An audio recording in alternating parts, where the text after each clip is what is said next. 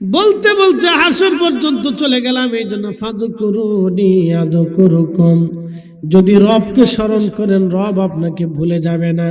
এরপরে আল্লাহ বলেন ওয়াশকুরুলি ওয়ালা তাকফুরুন,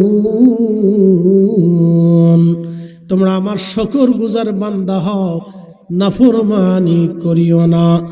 দেখবেন আপনি কুকুর দুনিয়াতে নাফরমানি করে না, কিন্তু মানুষ নাফরমানি করে। কুত্তা নাফরমানি করে না, বিড়ালে নাফরমানি করে না। মনিব তারে খাবার দিলে বিড়াল বাড়ি সারা হয় না, মরে যাবে কিন্তু মনিবের সাথে বেঈমানি করে না। কুকুর মরে যাবে কিন্তু মনিবের সাথে বেঈমানি করে না। একমাত্র মানব জাতি যারা নাফরমানি করে আল্লাহর সাথে। সূর্য দিল আল্লাহ, জমিন দিল আল্লাহ, না চাইতে বৃষ্টি দিল আমার আল্লাহ। পৃথিবীর এমন জমিন আছে যেখানে সারা বছরে এক ফোঁটা পানি নামে না, পানির আশায় তারা আকাশের দিকে তাকিয়ে থাকে। আর আমরা না চাইতে আল্লাহ বৃষ্টি দেয়, না চাইতে আল্লাহ সূর্যের আলো দিয়ে আমাদের কত সুন্দর করে দিলেন, আল্লাহ রিজিক দিলেন, স্বাস্থ্য দিলেন, খাবার দিলেন, তারপর আমরা নাফরমানি করি। এই জন্য আল্লাহ বললেন ওয়াশকুরুলি ওয়ালা তাকফুরুন, আমরা শুকর গুজার করো, নাফরমানি করিও না। এই জন্য খোদার শুকর করতে হবে, নাফরমানি করা যাবে না। আল্লাহ বলেন লা ইন শাকারতুম লাযিদান্নাকুম, যদি বান্দা তুমি আমার শুকর আদায় করো নিয়ামত বাড়িয়ে দেব, আর যদি নাফরমানি করো অকৃতজ্ঞ হও, ইন কাফারতুম ইন্না আযাবি লাশাদীদ, আর যদি তুমি বেঈমানি করো তাহলে তোমাকে আমি অবশ্যই কঠিন শাস্তির আওতার ভিতরে নিয়ে আসব। হযরতে মূসা আলাইহিস সালামের উম্মত বনি ইসরাইলের ভিতরে একজন যুবক বান্দা ছিলেন। আল্লাহু আকবার, যুবক বান্দা সারা দিন সারা রাত 24 ঘন্টা আল্লাহর ইবাদতে কাটাইতো, একটা সেকেন্ডের জন্য ইবাদত কখনো কাজা করত না। ওই যুবক খানকার ভিতরে 24 ঘন্টা আল্লাহর ইবাদত করত। লোকেরা তাকে ভালোবেসে খানকার ভিতরে একটা জায়গা করে দিল, সুন্দর চমৎকার কিন্তু নির্জন। আগে বুজুর্গ যারা ছিলেন তারা নির্জনে যে ইবাদত করতেন, তো এই বনি ইসরাইলের যুবকটা নির্জনে আল্লাহর ইবাদত করত। দেখবেন বনি ইসরাইলের ভিতরে অনেক বড় বড় বুজুর্গদের জন্ম হয়েছে। এই বনি ইসরাইলে আল্লাহর বান্দা নির্জনে আল্লাহর ইবাদত করত। এলাকার বখাটে মানুষ চিন্তা করলো এই ছেলেটা বড় ইবাদত গুজার, তারে আমরা একটু পরীক্ষা নিরীক্ষা করে দেখি তারে ধোকায় ফেলা যায় কিনা। এলাকার লোকের একটা যুবতী পতিতা নারীকে তারা ভাড়া করলো, তোমাকে এত টাকা দিব, যদি ওই যুবকের সাথে তুমি জেনা করতে পারো তাহলে তোমাকে পুরস্কৃত করা হবে। লোকেরা এক পতিতা নারীরে ভাড়া করলো, যদি ওর সাথে তুমি জেনা করো তো তোমাকে টাকা পয়সা দেওয়া হবে। তো মহিলারা যারা পতিতা তারা তো টাকার জন্য দেহ বিক্রি করে, তাদের তো বেহা শরম লজ্জা কিছু নেই, তারা টাকার জন্য যা খুশি তাই করতে পারে। এই পতিতা নারী টাকার জন্য রাজি হয়ে গেল, ওই যুবকের সাথে সে জেনা করবে, কিন্তু দিনক্ষণ খুঁজে পাচ্ছে না কবে যাবে। হঠাৎ আকাশে মেঘ, গুড়ি গুড়ি বৃষ্টি নামতেছিল। মহিলা সুযোগ পেয়ে এই দিন রাত্রিবেলা সেই নির্জন খানকায় যে ঘরের দরজায় টুকা লাগাইলো, কারণ ওই যুবক জানতো আমার তো কোনো শত্রু নাই, আমি তো কারো ক্ষতি করি নাই। দরজা খুলবে কে? বলে আমি এক বিপদগ্রস্ত নারী, রাতের আধারে পথরে আপনার খানকার সামনে চলে আসছি, বৃষ্টি আকাশে মেঘ চমকাচ্ছে, যদি আপনি আমার দরজা খুলে না দেন আমি বিপদগ্রস্ত হয়ে যাব। সরল মনে যুবক দরজা খুলে দিল। দরজা খুলে দেওয়ার পরে মহিলাকে ভিতরে নিল, ভিতরে নিয়ে এসে একটা রুম করে দিল, পর্দা করে দিল, আপনি এখানে থাকেন। কিন্তু মহিলার মনে তো মারাত্মক চিন্তা, খুব খারাপ চিন্তা মহিলার মনে। এই যুবক চিন্তায় পড়ে গেল, হায় হায়। যুবকটা মোমবাতি জ্বালিয়ে প্রদীপ জ্বালিয়ে নামাজে দাঁড়িয়ে গেল। এই যুবতী মহিলা কিছু সময় পরে সে অঙ্গভঙ্গি দিয়ে সে তার সেই আসল চেহারা প্রকাশ করার জন্য এই যুবকের সামনে সে বারবার অঙ্গভঙ্গি দিতেছিল, জেনার জন্য তাকে ডাকতেছিল। এই যুবক চিন্তায় পড়ে গেল, হায় হায় আমি নামাজে দাঁড়িয়েছি, আমার নফস আমার মন বারবার জেনার দিকে ঘুরে নিয়ে যায়, টকবগে যুবক, সুন্দরী রূপসী নারী যখন তাকে জেনার জন্য ডাকে, কোন যুবক আর নিজেকে স্থির রাখতে পারে না। কঠিন পরিস্থিতিতে যুবক চিন্তায় পড়ে গেল, হাই হাই কত কঠিন পরীক্ষা আল্লাহ আমাকে আজকে ফেলে দিয়েছে, কি জানি হয়। তো চিন্তা করতেছে, আমি নামাজ পড়তেছি, এই মহিলার এই অসৎ উদ্দেশ্য নিয়ে আসছে, হাই হাই সর্বনাশ, আজকে আমার জিন্দিগির সমস্ত ইবাদত আজকে বরবাদ হয়ে যাবে, হাই হাই কি হবে আজকে।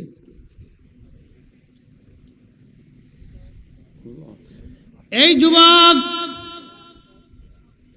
জেনা করবে না চিন্তা করে প্রথম আঙ্গুলটা সে আগুনের প্রদীপের মধ্যে ঢুকিয়ে দিল।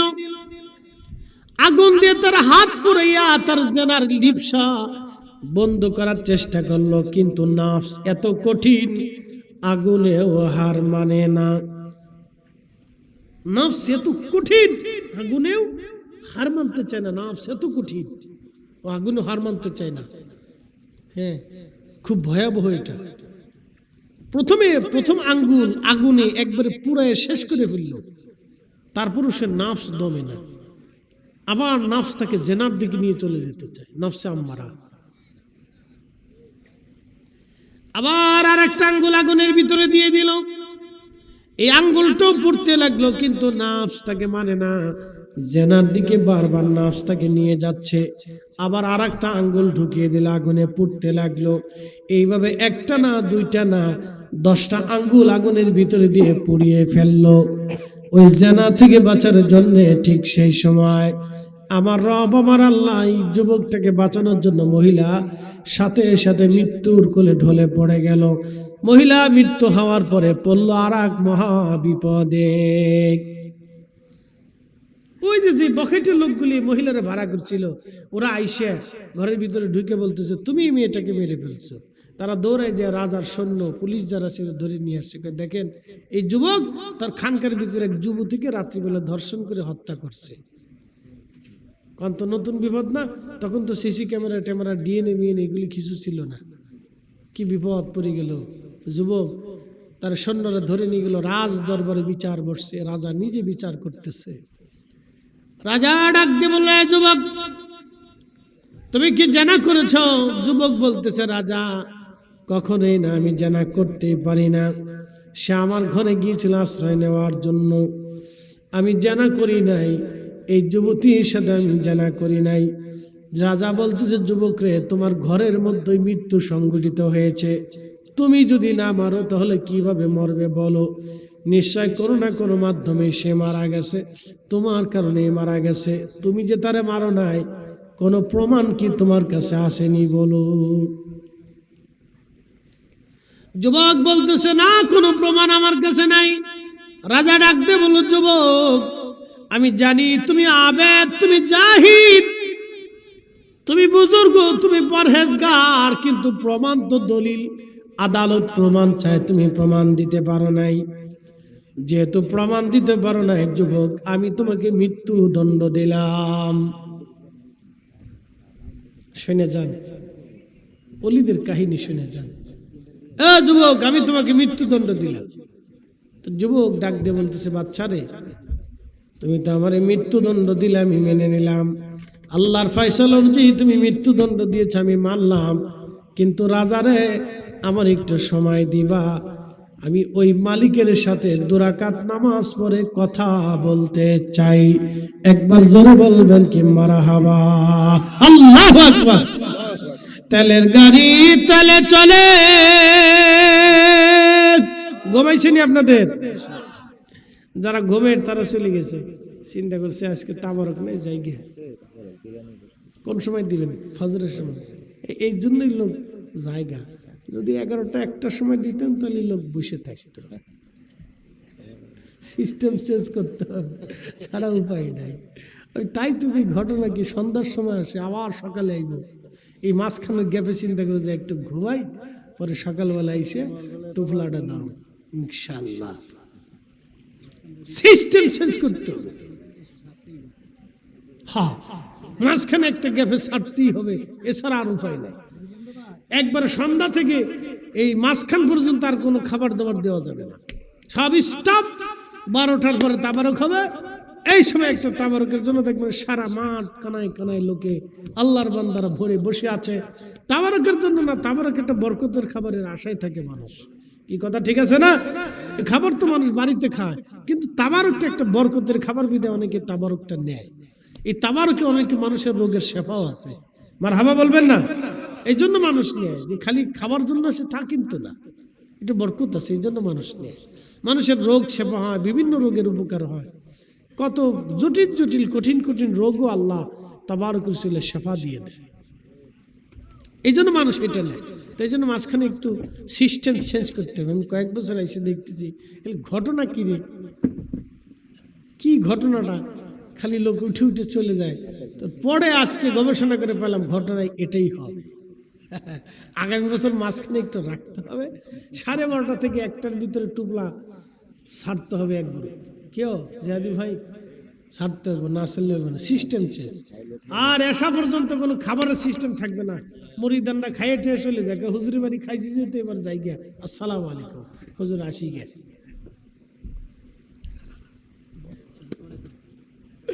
হ্যাঁ, এই সময় দেওয়া যাবে না। মাহফিল চলাকালীন যদি আপনি ভিতরে খাবার দেন তাহলে ওই মাহফিল আপনি ধরে রাখতে পারবেন না, শেষ। যারা আছে এগুলোতে একবারে সাচ্চা কাচ্চা, একবারে 100% পিওর এবং শিওর, একবারে বিশুদ্ধ মাম পানি।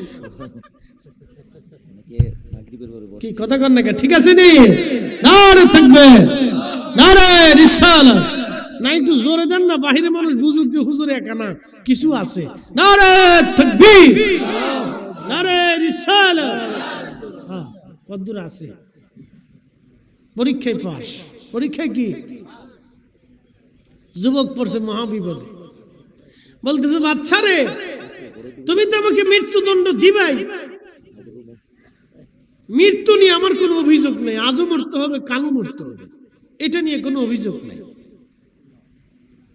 হুকুম আসবে মরতে হবে, এটা নিয়ে আমার কোনো আফসোস নাই, কিন্তু আমি যে মারা যাচ্ছি আমি তো অপরাধ করি নাই, বিনা অপরাধে আমি আজকে জেল খাটতেছি। আমি যদি এই অবস্থায় মারা যায় তাহলে দেশের মানুষ বলবে সে আবেদরা, জাহেদরা, আলেমরা নারী ধর্ষণ করে, হত্যা করে, তারা খুন করে। আমি জীবনে কোনো আবেদ আলেমের কলঙ্ক হতে চাই না। বাদশাহ একটু সুযোগ দিবা, আমি রবের সাথে কথা বলবো। জোরে বলেন আল্লাহু আকবার। হয় না? আরো জোরে বলেন। বলে আমি 2 রাকাত নামাজ পড়বো। জোরে বলেন ক রাকাত? কঠিন মুসিবতে পড়ে গেছেন, সালাতে দাঁড়িয়ে যাবেন, আল্লাহ ওয়াজ করলেন। পরের আয়াত পড়ছিলাম, সে আয়াত বলে দিয়ে যাই। ইয়া আইয়ুহাল্লাযীনা আমানু ইসতাঈনু বিস-সাবরি ওয়াস-সালাত। আল্লাহু আকবার। হে ঈমানদার, ও ঈমানদার, আমি আল্লাহর সাহায্য চাও, আমার কাছে তুমি সাহায্য চাও 2 পদ্ধতিতে।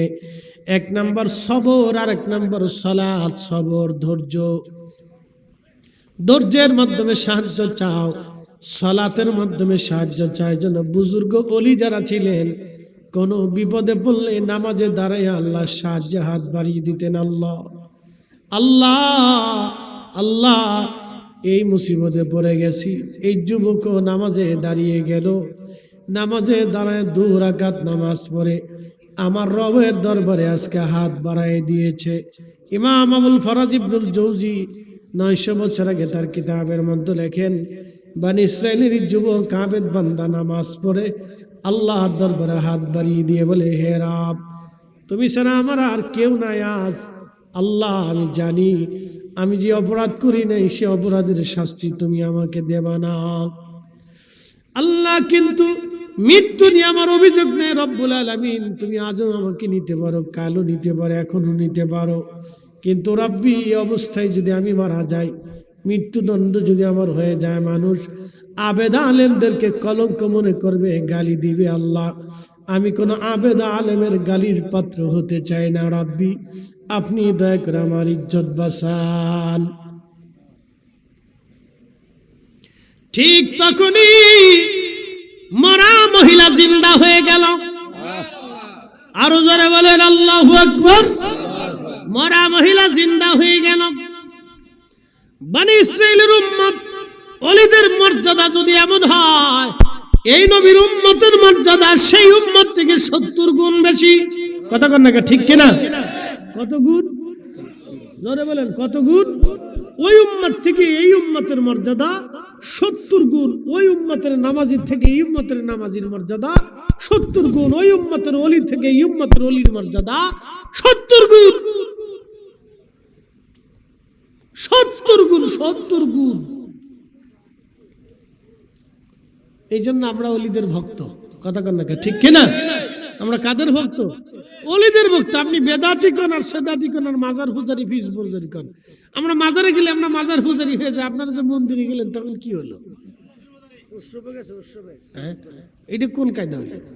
সারা বছর ধরে আমরা গেলিতে গেলিতে শয়তানকে দাঁড়া তোকে খেল দেখাইতেছি, লয়ে যায় আজকে মন্দিরের ভিতরে লয়ে গেছে। ওন যায় বসে বসে দেখি চা খায়।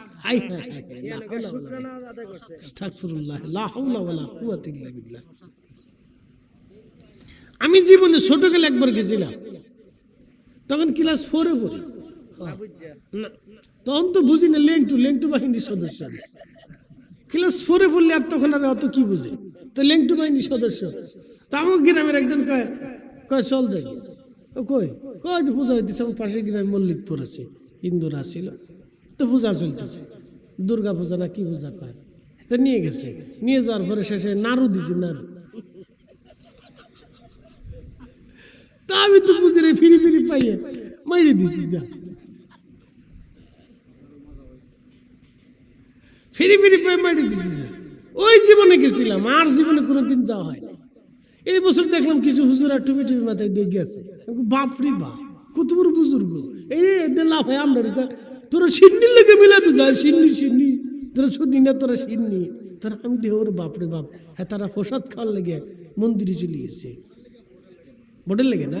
ও আচ্ছা, নির্বাচন হয়েছে না, ভোট কি খালি ওই জায়গা আছে, হিন্দুর বাদ নেই ভাই। বলে লাভ নেই, এগুলো দুঃখের কথা, এগুলো আর কি। তো যাই হোক, আমরা কিছু বললাম না। হিন্দুরা পূজা করবে, তাদের স্বাধীনতা আছে। কথা ঠিক আছে না ভাই? তোরা দেশের নাগরিক, তোরা স্বাধীন মতো ধর্ম করুক না, তবে আমাদের কি আসা যায়? আমরা ওখানে বাধাও দিতে যাব না, ওখানে আমরা যাবো। কথা ঠিক আছে না? তারা সেখানে পূজা করুক না, ল্যাংটে নাচুক গে, সেটা তাদের বিষয়।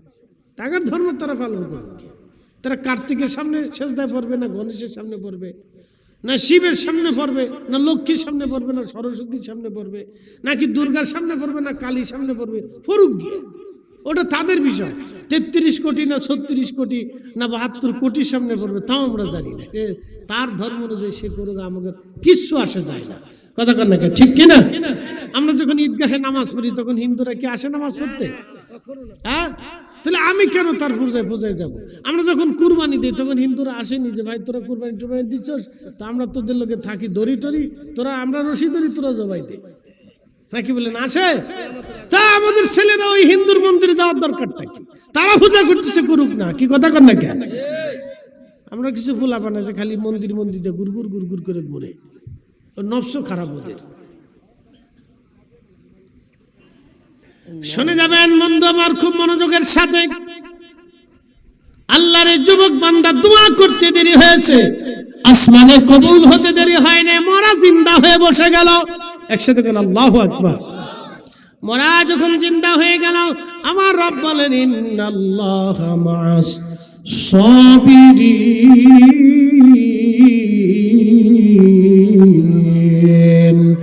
নিশ্চয় আমি সবরকারীদের সাথে আছি। জিন্দা হয়ে বসে গেল, সবাই আশ্চর্য হয়েছে, পড়ে গেছে, হাই হাই হাই হাই, মরা জিন্দা হয়ে গেছে, এটা কেমন কথা? মরা জিন্দা হয়ে বসে যায়, বলতেছে ও রাজা, এ বাচ্চা, তুমি তো ফয়সালা করেছো, এই পুরুষ লোকটা একেবারে আমার ব্যাপারে নির্দোষ। সে আমাকে হত্যাও করে নাই, আমার সাথে জেনাও করে নাই, আমাকে ধর্ষণও করে নাই। সরো, সে বরং আমি তাকে ফিতনায় ফেলানোর জন্য গিয়েছিলাম, আমার ফিতনা থেকে সে বাঁচার জন্য তার হাতের 10টা আঙ্গুল আগুন দিয়ে পুড়িয়ে ফেলছে। যদি বিশ্বাস না করো তো হাতের দিকে তাকায় দেখো। জোরে জোরে জোরে জোরে হাতের দিকে তাকায় দেখো, তার 10টা আঙ্গুল আগুন দিয়ে পোড়ানো আছে। রাজা দৌড়ে এসে দেখতেছি ঠিক তার হাতের ভিতরে 10টা আঙ্গুল আগুন দিয়ে পোড়ানো। রাজা এসে দেখে হাতের ভিতরে 10টা আঙ্গুল আগুন দিয়ে পোড়ানো। হায় হায়, রাজা এবার ডাক দিয়ে বলতেছে, আল্লাহর বান্দা, তুমি আমারে মাফ করে দাও, আমার ভুল হয়ে গেছে, আমি বুঝতে পারি নাই। তখন এই যুবক বলল, রাজা, তোমার কোনো দোষ নাই, এটা আল্লাহর পক্ষ থেকে আমার জন্য অনেক বড় পরীক্ষা ছিল। আল্লাহ আমাকে হেফাজত করেছে, আল্লাহ আমাকে বাঁচিয়েছে, আল্লাহ আমাকে বাঁচাইছে। এই জন্য আল্লাহর কোরআনের দিকে যদি আপনি তাকান, এইভাবে যদি আপনি আমলের দিকে চলে আসেন, আল্লাহর প্রতি পরিপূর্ণ ইয়াকিন এবং বিশ্বাস নিয়ে কাজে আগান, সফলতা আল্লাহ অবশ্যই আপনাকে দিবে মরণে, কবরে, হাসরে। মনে রাখবেন, দুনিয়ার সফলতা কোনো সফলতা না, মৃত্যুর সফলতা বড় সফলতা, কবরের সফলতা সবচেয়ে বড় সফলতা, হাসরের সফলতা সবচেয়ে বড় সফলতা। দুনিয়ার সফলতা কোনো সফলতা না। দুনিয়াতে মানুষ চিন্তা করে, আমি অনেক সুন্দর একটা বাড়ি করব। তো বাড়ি করে কি করবেন? এখানে তো চিরদিন থাকা যাবে না। তো এটা কোনো সফলতা না।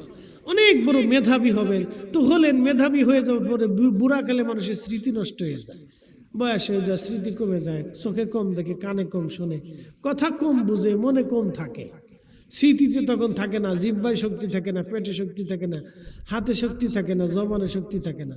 তখন দুনিয়াদারি ভাল লাগে না, তখন দূরে দুনিয়া বাঁচে থাকার সাথে মরে যাওয়া ভালো।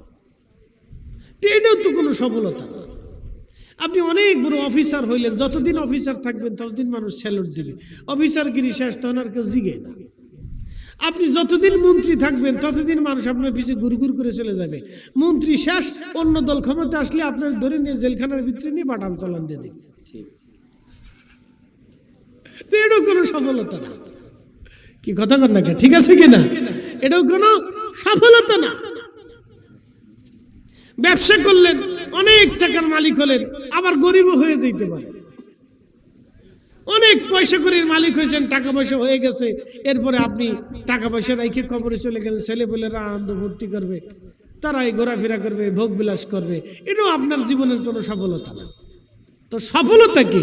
সফলতা হচ্ছে দুনিয়া থেকে আল্লাহকে খুশি করে দেওয়া, কবরের সফলতা, মৃত্যুর সফলতা, আখিরাতের সফলতা, হাসরের সফলতা, নাজাত পাওয়াটাই হচ্ছে বড় সফলতা, রাসূলের সন্তুষ্টি পাওয়াটাই হচ্ছে সফলতা, আল্লাহর নবীর মেহবুবের রাজামন্দি পাওয়াটাই হচ্ছে জীবনের সবচেয়ে বড় সফলতা। বাকি কোনো সফলতা নাই। কি সফলতা? সুন্দরী মহিলা একটা ফটায় ফুটে বিয়ে থা করছেন, তো কতদিন বিয়ে থা করছেন, বাচ্চা কাচ্চা হয়েছে, এরপরে বেডিও বুড়া হয়ে গেছে, আপনিও বুড়া হয়ে গেছেন, কোনো সফলতা নেই। সফলতা নেই না, কোনো সফলতা নেই। সুন্দরী মেয়ে ফাঁস ঘুরে ঘুরে গুড়গুড় করে হেরে ফটায় ফুটে বিয়ে থা করছেন, তো করছেন ভালো কথা, বিয়ে থা হয়েছে, সুন্দর সংসার টংসার করলেন, বাচ্চা কাচ্চা হইলো, তো হেও কয়েকদিন পরে বুড়ি হয়ে গেলো, আপনিও কয়েকদিন পরে বুড়ো হয়ে গেলেন, তো কি সফলতা? কোনো সফলতা নেই। মানুষের সফলতা হচ্ছে আল্লাহর জান্নাত পাওয়া, আল্লাহর সন্তুষ্টি পাওয়া, কিয়ামতের ময়দানে নাজাত পাওয়া, কবরের জিন্দেগিতে বেহেশতে থাকা, আর মৃত্যুর সময় আসানের মৃত্যু হওয়া, আর রাসূলের সুপারিশ নিয়ে সন্তুষ্টি নিয়ে কবরে যাওয়া। এটাই হলো মানব জীবনের সফলতা। কথা বলেন ঠিক না বেঠিক? এছাড়া বাকি কোনো সফলতা নেই। হুদে বেহুদে ফেসাল না, কোনো সফলতা নেই। প্রধানমন্ত্রী হলেও সফলতা নেই।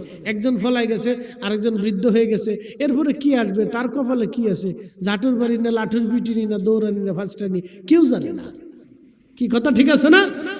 বাঙালিদের খাইতে যদি ঠিক মতো দিতে না পারেন, তো ওই বাঙালি লাঠি সেটা নিয়ে কয়েকদিন পরে বেরিয়ে যাবেন যে, বেরো, তুই আমার খাইতে দিতে পারিস না, তা প্রধানমন্ত্রী ওই কে? কথা ঠিক আছে না? তার মানে এটাও কোনো সফলতা না। প্রধান সেনাপতি হয়েছেন বাংলাদেশের, অসুবিধা নেই, ওয়াকারুজ্জামান, যতদিন সেনাপতি আছে ততদিন সৈনিকরা স্যালুট দিবেন, ছাড়। পদবি শেষ, চাকরি চলে যাওয়ার পরে কোনো সৈনিকের স্যালুট দেখবেন না, ছাড়, তখন আর কোনো ভ্যালু নেই। তো এটাও কোনো সফলতা নেই। ওসিডিসি এসপি হয়েছেন, চাকরি শেষ, কোনো সফলতা নেই, শেষ, জিজ্ঞাসা করবেন। জজ ব্যারিস্টার প্রধান বিচারপতি হয়েছেন, তাও কোনো সফলতা নেই, চাকরি শেষ, বিচারপতি শেষ, কোনো সফলতা নেই। এই জন্য আল্লাহর সন্তুষ্টি হচ্ছে সবচেয়ে বড় সফলতা। দুনিয়াতে আল্লাহকে খুশি করে যাওয়া সবচেয়ে বড় সফলতা।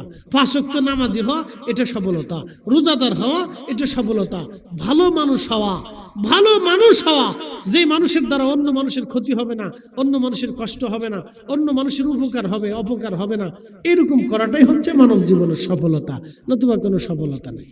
ও নারী সমাজ, নারী সমাজ, স্টার জলসা দেখে অনেক সফলতা শিখছেন, কেমনে কারে ফিন মারা যায়, কেমনে কার ক্ষতি করা যায়, শাশুড়ির লোকে কেমনে ঝগড়া করা যায়, ননদরে কেমনে ঘর থেকে বের করা যায়, আর ছোট ভাইয়ের বউরে কিভাবে এই জুদা করা যায়, এই যে শিখছেন, এটা কোনো সফলতা না। বোন আমার, ওই সুন্দর চেহারা কয়দিন পরে ভুন্দর হয়ে যাবে, বাচ্চা কাচ্চা কয়টা হওয়ার পরে আপনি বুড়ি হয়ে যাবেন, এটা কোনো সফলতা না। কথা খারাপ কিছু ভাই, মহিলারা খুব বেজার হবে, সেই তো এখন যে হুজুরে ও আজ তখন ভালোই করলে এখন আমরা জায়গা মতো হিট করে দিচ্ছি। এই জন্য বোন আমার, এগুলি কোনো সফলতা না। সফলতা আল্লাহকে খুশি করা, ভালো মানুষ হয়ে কবরে যাওয়া। আল্লাযী খালাকাল মাউতা ওয়াল হায়াতা লিয়াবলুয়াকুম আইয়ুকুম আহসানু আমালা।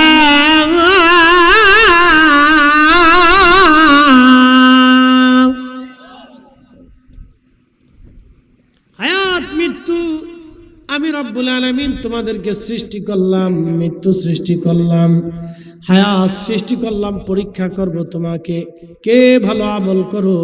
অতএব যে ভালো আমল করবে এটাই তার জীবনের সফলতা। ভালো আমল ছাড়া কবরে চলে যাবেন, কোনো সফলতা নাই। আহলে সুন্নাত ওয়াল জামাতের আকীদা নিয়ে কবরে যাবেন, সফলতা আছে। যদি আহলে সুন্নাত ওয়াল জামাতের আকীদা না নিয়ে কবরে চলে যান, আল্লাহর কসম করে জীবনের কোনো সফলতা নাই। কি কথা কন না কেন? জীবনের কোনো সফলতা নাই। 4 পয়সায় জীবনের কোনো দাম নাই, 4 পয়সাও দাম নাই। এই জন্য আকীদা আহলে সুন্নাত ওয়াল জামাত নিয়ে যাওয়াটাও এটা জীবনের অনেক বড় সফলতা। এই জন্য সফল যদি হতে চান তো আল্লাহ রসুলের সুন্নতের জিন্দিগি নিয়ে আসেন। সফলতা যদি পেতে চান, সতরার হুজুর কেবলা যেই লাইনে চলছে সেই লাইনে চলে আসেন। সফলতা যদি নিতে চান, আউলিয়া কেরাম যে রাস্তাতে ওলি হয়েছে সে রাস্তায় চলে আসেন। সফলতা যদি নিতে চান, ওলি হতে না পারলেও ওলিদের সঙ্গী হয়ে যান। আল্লাহ ওলিদের সঙ্গী হিসেবে আমরা কবুল করুক, জোরে বলেন আমিন। আমি ওলি হতে পারি নাই, কিন্তু কি হয়েছি? ওলির সঙ্গী হয়ে গেছি, ওলির মুহিব্বিন হয়ে গেছি। কিয়ামতের ময়দানে আল্লাহর বান্দা গুনাহে জর্জরিত হয়ে গেছে, ক্ষমার কোনো সিস্টেম নাই, নেকের অভাব হয়ে গেছে। আল্লাহর ফেরেশতারা ডাক দিবে, রব্বুল আলামিন তার তো নেকের অভাব হয়ে গেছে, তোমার বান্দার ব্যাপারে কি ফয়সালা করব? আল্লাহর বড় দয়া লাগবে বান্দার দিকে তাকাইয়া, আল্লাহ চায় বান্দারে মাফ করে দিতে। তো সেই সময় আল্লাহর ডাক দিবে, বান্দা ফেরেশতারা রে, দেখো দুনিয়াতে আমার কোনো বুজুর্গ, আমার কোনো অলির সাথে তার কোনো বন্ধুত্ব ছিল কিনা, আত্মীয়তা ছিল কিনা। ফেরেশতারা এসে ডাক দিবে, ও আল্লাহর বান্দা, দুনিয়াতে আল্লাহর কোনো অলির সাথে তোমার বন্ধুত্ব আত্মীয়তা ছিল কিনা? বলবে না, তা ছিল না। ফেরেশতারা আবার যা বলবে, রাব্বি দুনিয়াতে তোমার এই বান্দার সাথে কোনো অলির বন্ধুত্ব আত্মীয়তা ছিল না। আল্লাহ ডাক দিবে, আবার যাও জিজ্ঞেস করো আমার এই বান্দা দুনিয়াতে আমার কোনো অলিকে দাওয়াত করেছিল কিনা, তার সহবতে গিয়েছিল কিনা, তার মুহিব্বিন হয়েছিল কিনা। ফেরেশতারা ডাক দিবে, ও বান্দা দুনিয়াতে আল্লাহর কোনো অলির সাথে তোমার মুহাব্বত ছিল কিনা, সুসম্পর্ক ছিল কিনা, কোনো মহাব্বত ছিল কিনা, তার সাথে কোনো বন্ধুত্ব ছিল কিনা, তাকে একবেলা কখনো দাওয়াত করে কখনো খাওয়াইছো কিনা, তার সাথে উঠা বসা ছিল কিনা। আল্লাহর বান্দা বলবে না, তাও তো ছিল না।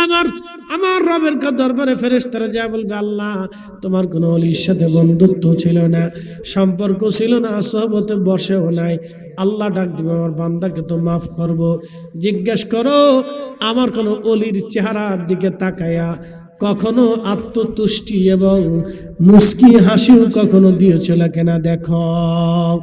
ফেরেশতারা যা বলবে, এ আল্লাহর বান্দা, আল্লাহর কোন ওলির দিকে তাকায় মুস্কি হাসছিল কিনা, বলো অন্তরে তুষ্টি এসেছিল কিনা, বলে দাও। তখন বলবে হ্যাঁ, আল্লাহর কোন এক ওলিকে দেখে আমি মহব্বত করে হেসেছিলাম এবং আত্মতুষ্টি হয়েছিল। আমার রব বলবে যাও, আমি আমার বান্দাকে এই উসিলায় মাফ করে দিলাম। আল্লাহু আকবার।